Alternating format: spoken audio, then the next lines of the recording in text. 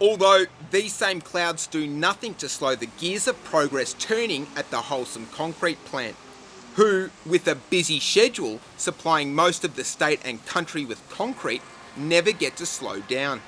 Holcim annually produce about 4.5 million cubic metres across Australia for various projects.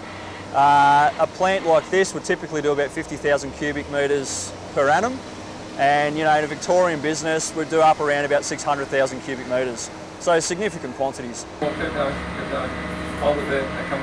With concrete being one of the most widely used and strongest construction materials this day and age, by itself, it's actually quite a brittle product. It is brittle. It's got a high compressive strength but a very weak lateral strength. So what we do is, what a customer would do is they put reinforced steel throughout that concrete, and that would give it a higher flexural strength. So the concrete strength really comes from its ability to grip on to things like steel and aggregate and be reinforced? Yeah, that's correct. So different requirements require different types of concrete. So higher strength products require more cement in that concrete to achieve that long-term durability. In essence, concrete alone has very little lateral or tensile strength. So without the steel in our slab for it to bind to, then the hardened concrete would very easily crack and crumble over time. In contrast to this, concrete's natural ability is its compressive strength, measured by MPa.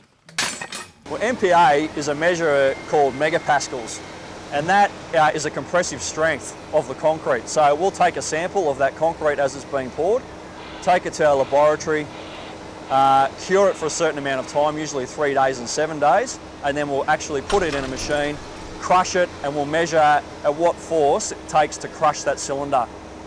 And that will give us an indication of megapascals or MPa. The other consideration to make is the way we help control naturally occurring cracks in the future polished concrete floor. It'd be perfect if you could look at a slab and see no cracks at all, but the reality is you're dealing with a natural product, and all we can do is minimise the cracking. And the simplest solution for this is to use bigger stones in the concrete mix.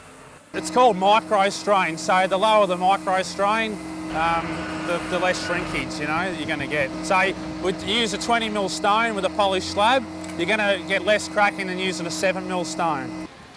Being the active ingredient in cement powder, limestone is a naturally occurring mineral that is mined, heated and turned into powder.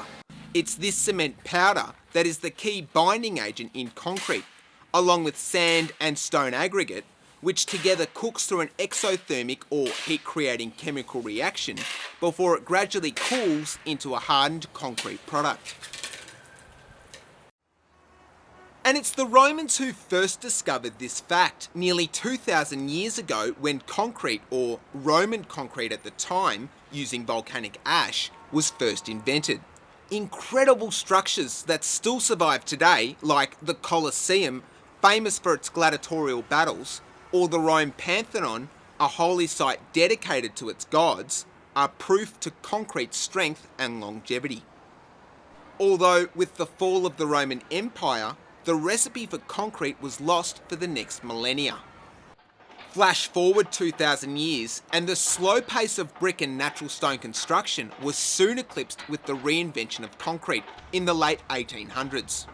This time, cities like Melbourne started to grow at a rapid pace, as buckets and barrels of liquid stone or concrete aggregate moulded the city skyline we see today. Buildings like Eureka Tower and the monolithic skyscrapers throughout are all testament to this incredible product. For more information about this series, please visit www.toppropertytv.com.au.